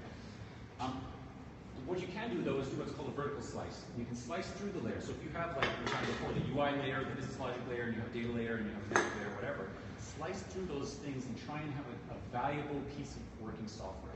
And the thinner, it's called thin slicing. The thinner you can make that slice, the better off you are. Okay? There's another forgotten, or often either people are not aware of it or they've forgotten about it, another degree of freedom called fidelity. Okay, so that's functional slicing. There's another degree of freedom called fidelity, and it has to do, so you can have a low fidelity cake, and it may satisfy the customer, and they won't. They might upfront say that they don't, they want the chocolate cake, but they don't know until they actually see the cake. They might very well be satisfied with that, and maybe they'll pay you a significant amount of money for that, and the rest of it would have gotten only an incrementally small amount of money. So you want to be careful about doing too much up front. Put it in front of the customer, okay? Low fidelity. Another example I like to use for that is over in Gastown, we've got like Cobblestone Road, right? If you can start with that, it's cheap. Assuming it's cheaper, if you can start with that, don't necessarily pave it. Don't necessarily give them Formula 1 racetrack, right? Start with something that's low fidelity. That doesn't mean low quality, though. Those are orthogonal things, right? You can have a high quality, low fidelity thing, and you want to be articulating that when you're talking to the customer. This is not low quality, it's just low fidelity. You can always crank up the fidelity to the level that you want and the time you have and the money you want to pay. Okay? What you don't want to do is, you want to avoid at least, having these are the different layers of the cake. You don't want to make one layer of the cake, like your database layer, work on that for 3 months. And another 3 months work on your business logic layer. And it sounds crazy, but it happens. It happens all the time. So just be careful. And that's often like a solution looking for a problem. You'll see like sometimes you'll get companies where it's, well, it's a great solution, but it's not actually doing anything. So avoid that. Now, having said that, I would prefer if your trade-off is, and this is another tip, if you have to choose between having a thick slice of something and say you have to do a layer, say you have to do a business layer, I would rather take a thin database layer over a very thick vertical chunk. So I prefer thin slicing over enforcing the vertical part of it, if that makes sense. All right, let's move on. Peso. We were just on Dragon Den last night. That was kind of, I wasn't personally, but it was kind of exciting seeing the company on there. And we make an app that does basically free payments that are based on the banking infrastructure, so secure and instantaneous. Someone else was just talking about the transfer of money. So we do it instantaneously across the from wallet to wallet. That's the beginning of what the company is about. We're going to get into more banking stuff later on. But the reason I bring that up is because I'm going to show some examples about what I'm talking about slicing stories. Okay. So functional slicing. We had a login. And we're like, this is heavy. It was heavy because if you logged in, you had to put your name, your phone number, and your passcode, and you always had to remember those things. And you had to enter them, and then it would take some time to load all your data back off the server. And we sort of made that definition. If you're logged off the actual program, we actually deleted all the data off the device. That was kind of our definition. Because we're a financial app, so we want to make sure that we're clear about our delineation of where the data is at any moment. We want to give someone an opportunity to not have to fully log out to secure what's going on, so we give them a lock screen. So that's an additional piece of functionality that was easier for someone to use, but it was in addition to what was there. So this is actually just kind of on top of what's behind. The data's still there. The user could enter their passcode. So that's an idea, an example of just new chunk of scope. Thin chunk of scope is just a screen with a passcode, right? Thin, but vertical. So, but then we're like, well, people have to remember their passcode, right? And everybody's seen this Touch ID thing, so what's a higher fidelity experience of that? It's optional, I mean, you don't have to have that, and in fact, you can cancel it and go back to here. But we want to give them a higher fidelity version of that, and so then we added that on. My point here is that we produced this first, showed it to the product owner, made sure they saw that I did, and then we sliced another story off and said, let's make the refinement and put it on there. With the Touch ID. Other examples, so you've probably seen this. This app would like to use your contacts, if you're an iOS, right? So would like to use your contacts or various other permissions. It's classic to just sort of slap that up there and just let the person deal with it. You can customize the text here, but it is kind of sterile. So we wanted to give them a better experience to that, and actually said, okay, we're going to intersperse interleave a page here, a screen that sort of is friendlier and explains what's going on. So it's a slightly more high fidelity version of what was there. It's not absolutely necessary, it's just a higher fidelity version of it. So now you actually get the contact thing after you see that on the screen. So we also have something called Friends on Peso, where we look at your contact list and we actually search existing Peso users out of that list of people and then bring it back onto the device. And then we actually show that in the contact list itself. So you can see the Peso users down the side, and below that will be the non-Peso users. So we decided to actually create another additional feature of that, which is to show feeds, because we have a chat. I forgot to mention that we are actually a chat app as well. So you're actually in your chat stream is where you're actually making payments and requesting money from each other. So you're at dinner and you want to just get some money from someone or for beer or whatever it is. You can chat about it and then actually in this chat feed do the transaction. So, but we can actually create empty transactions with your friends who are on Peso, but you haven't started chatting with them yet. So they wouldn't normally be that, but we can actually preemptively do that.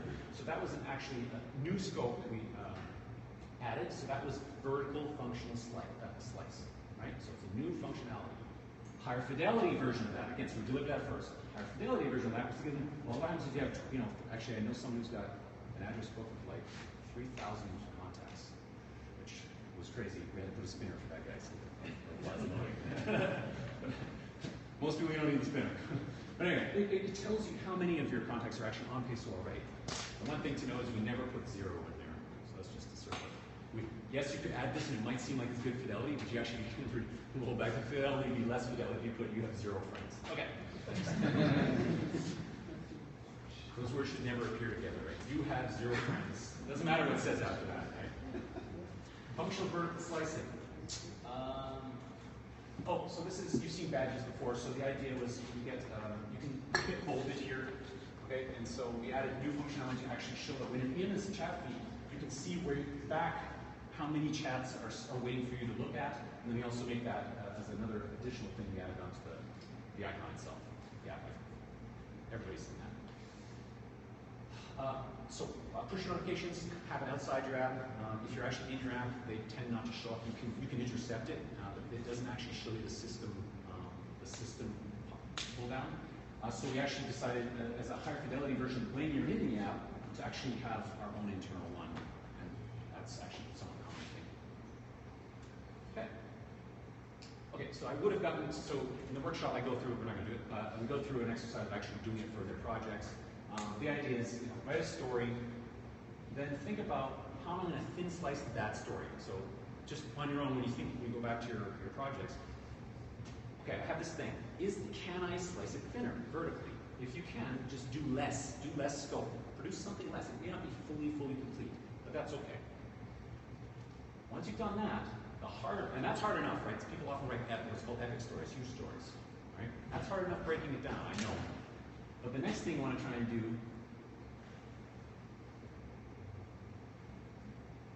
is lower fidelity version of this. Don't forget about fidelity. This is a degree of freedom that most people forget about. You can make a lower fidelity version of the thing that you want to show someone and still produce some value. And value could just be validated learning, which is, we don't want to do this anymore. We want to do this for cats, not dogs. Whatever. You have a backlog of these stories. What happens is you get hundreds of them. I think we have 275 right now in our backlog, which is actually, that's actually not too bad. But it can get way up there. It becomes unmanageable. Lean has this thing called inventory. Keep your inventory low. Keep your work in progress. Minimize your work in progress. Keep your inventory low. Don't be managing hundreds of things if you can avoid it, right? So, and that comes down to prioritizing things. And one trick that I found is kind of a psychological game you play with yourself. I call it the one thing priority trick. It seems very simple, but it actually seems to work because it causes people to get out of their complex thinking about business and all the stuff that they know. I mean, people are smart, right? They know how to deal with stuff. But if you just step back from it and you say, if we ran out of money and time, literally tomorrow, and the dev team could produce something, but only one thing, what is that thing? And just pick it and just assume that that's it, and then write it down out of your hundreds of things, right? And that could take a while, but as you go through the list, it'll become faster and faster. And then just systematically keep repeating. I was going to get into lead stuff, which is system flow and stuff. This is a great Mythbusters thing on like traffic jams, and like you tap on the brakes and then it kind of backs up, and it has to do with like how far apart you are and simple rules between individual people. I won't get into all that. It's really too much. Edwards Deming, if you want to read anything about lean, I mean, he's kind of one of the godfathers of lean. Most issues are due to the system, not the people. You should remember that, right? He said 95, 98+% of variability in productivity has to do with the people, processes, tools, policies, everything around the team, not the people themselves. By and large, they are good-intentioned, well-meaning, capable, and simply are not well facilitated, which is what leaders are for, right? It's what we're for. That's what leaders are for. And along those lines, don't get a lizard brain where you kind of revert back to very primitive thinking. Don't kill the messenger is what I'm trying to say with this. It's very easy when the heat's, it gets heated and people are angry and why, it's tempting to get blamed, to blame people. Just remember, by and large, people are tending to do well. There's something called fundamental attribution error, which we have 200+ biases, by the way, as humans, and one of those is the bias, where everybody thinks they aren't biased. Okay, so just be aware of that. But fundamental attribution error is very much about you attribute your own faults to your environment, but everybody else, initially, you will first attribute their faults to themselves. And so just be aware of that. Be aware that, generally speaking, what applies to you actually does apply to everybody else. They probably meant well. They were just in an environment that you're in, or context that you're not aware of. Fool with the tools, just still a fool. Pretty gooch.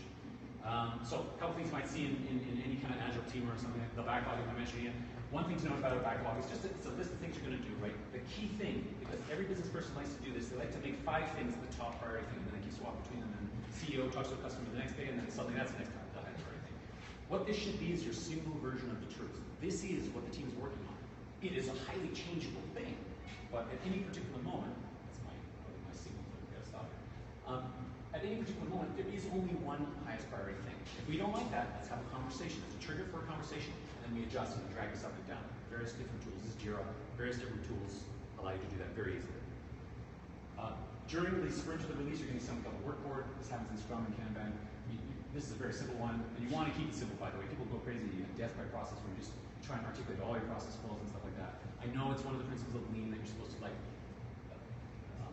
put up your process on the board. That may be true, but I wouldn't stick it in the tool, because the tool can really start to create get sluggish. It can make you sluggish. Basically, to do, in progress, in review, and done. This in and of itself is kind of useful for engineers to get satisfaction, like dragging stuff done. There's something called acceptance. You know, we talk about acceptance criteria. Really, in review should be when the devs are done, and done is when it's accepted, right? When the acceptance criteria are actually met, right? Another way of visualizing that progress is something called burn-down chart. It's kind of the total scope you say you're going to do for the first sprint. It can be measured in story points. There's some contentious things. So this is an estimated kind of thing, or you can count your stories if they're small enough, thin sliced enough. The idea is you just want to bounce down this curve. Basically, you will have substitutions out. Notice here we added some stuff this sprint, but then we immediately substitute stuff out. You want to make sure you substitute out. People add things in sprint, forget to substitute out. You must substitute out. And this way you can kind of bounce down this guided curve. I have been on plenty of teams that start off with the first sprint they come across, and we call it the cliff of death. And it just comes this way, and literally nothing's getting done. Nothing's getting added. It's like there is nobody there at the office. And you know you're in trouble when it starts to go behind. You should know you're in trouble before then, but that is what Jira does. It just goes behind there and it's like, oh, I can't help you. You want to read that data value, whatever. Control chart, this is more of a lean thing I was saying before about statistical process control. This is kind of an average, and your productivity kind of varies around this line. If you can keep the stories small enough, yes, you do get some outliers like out up here, and this we probably didn't do the greatest job here, but people estimate that they don't. They often think that thing's small enough, right? But by and large, you can make them small enough within a control band, okay?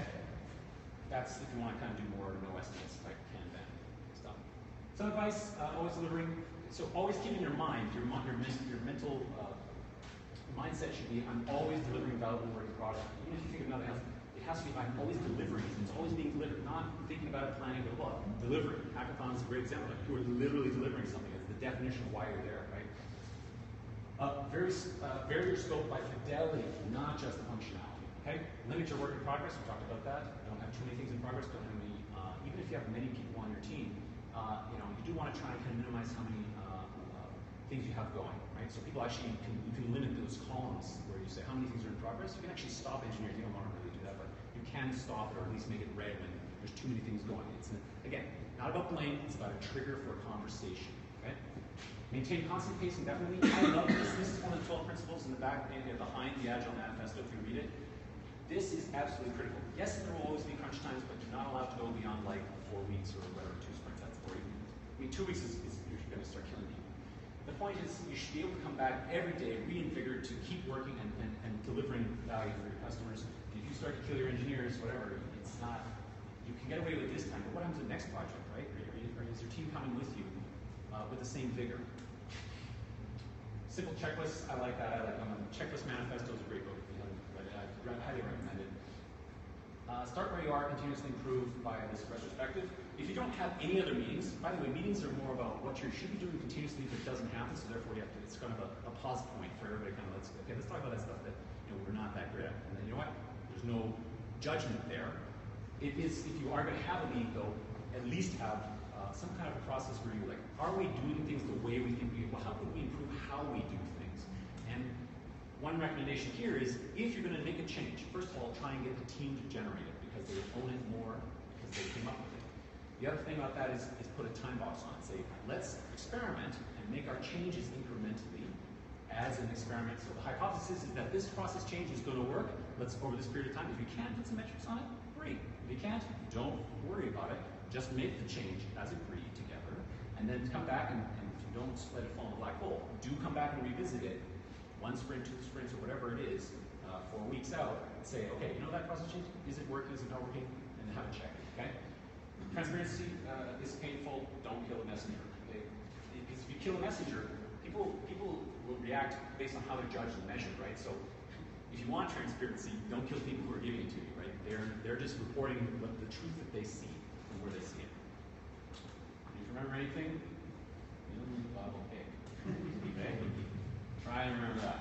Okay, I think that's it. I do have a bunch of resources. I think the slides will be given out, so we can have those. And anything else in here? Stay out. That's it. And Nick.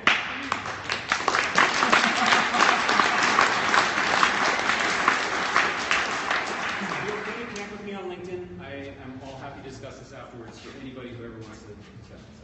That was excellent. Oh, yeah. Thank you very much.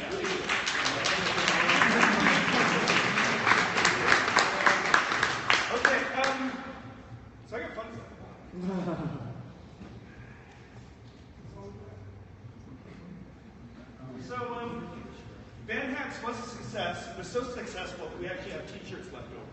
So I made this mistake once at a summer camp where I just threw them out and all the kids fought. Oh, it was awful. I had like kids crying and punching each other.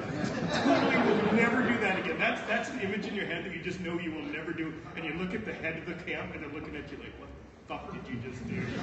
And you're like, I'm so sorry. I'm so sorry. But with that said, these are all just a mix and match of sizes, colors, roughly the same thing. Put some over here. But if you'd like, please come grab one. You know, they are leftovers. And at the end of the day, ViDIA owns it, and you guys are ViDIA. So please come and enjoy.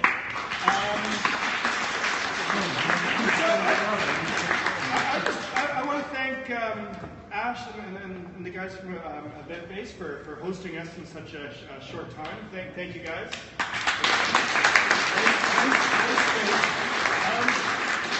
And I honestly want to say thank you to the whole community because I was ready to cancel this thing. Like, honestly, this was after that hackathon, I was ready to take a nap. And I'm like, oh, I'm looking for an excuse. I'm looking for an excuse. And this is the most organic meetup we have ever had where you're just like, shit, I am just going to do this. And I'm sorry for the people that we had to turn away. Like, we already have another meetup set for the next month, basically, through that. So I want to thank all of you guys for that. That's it. We're done. So come get a shit if you like. No fighting. But please. And I'm sorry? No. Oh.